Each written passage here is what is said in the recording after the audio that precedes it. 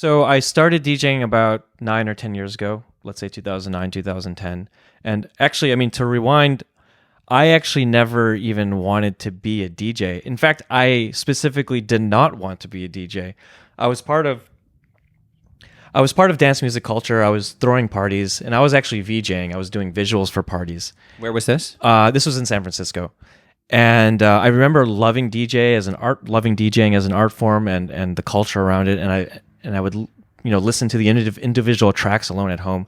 And I remember thinking, I'm so bad at remembering track names because most of these songs sound the same. I could never be a DJ. Like this just doesn't make sense for me because I can't remember track names.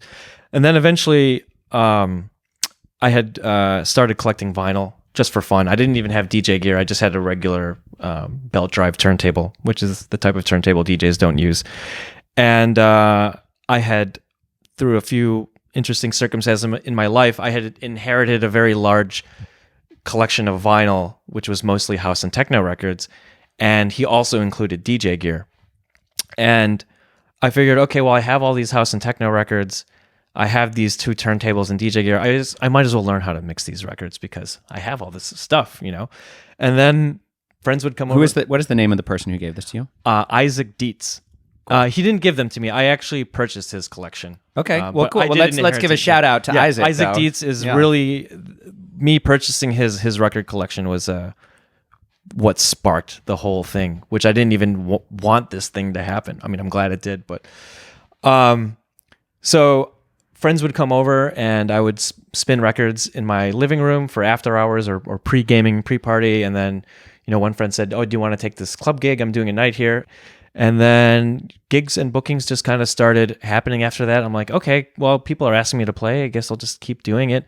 And then fast forward to answer your question, I started getting gigs outside of San Francisco. So I was traveling on weekends while still working my software engineering day job Monday through Friday. So that was fine. I was young. I had a lot of energy. I could do that. Then I started getting international gigs. So, What was your first international gig? My first international gig would be Toronto. And my first gig outside North America was Zurich.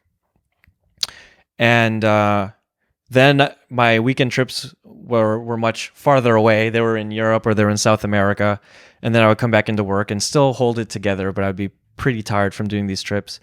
Then, these weekend trips, they would turn into tours. And then I would start taking leave of absences from work so I could go to Europe for a month, unpaid leave of absence. And luckily my bosses were super cool with it. They were supportive of it. So now I see that, I'm taking all this time off of work. I'm not getting paid. I'm doing this music thing. So the whole thing just kind of started creeping up on me, which is, oh, okay, like this is happening. And then people would start asking me, like, do you want to do this full time? And I said, I don't know. I mean, it seems like a hard life. And then I think the final catalyst that made me really consider it was, frankly, money.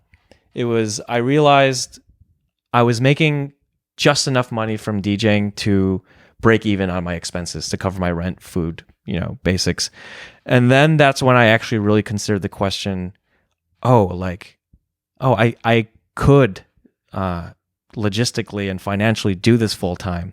And then that turned into a second question, which is the deathbed question, which I asked myself, which is, if I look back when I'm laying on my deathbed, when I'm 100 years old, am I going to wish that I spent my 30s touring around the world, being an artist, making music for people and making a living?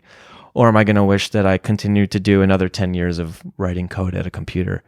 And that question pretty much answered itself. I can go back to writing software. Well, at this point, it might be a little hard, but at that point, I could go back to writing software, but this is a once in a lifetime opportunity to do this. So fuck it. I should do it.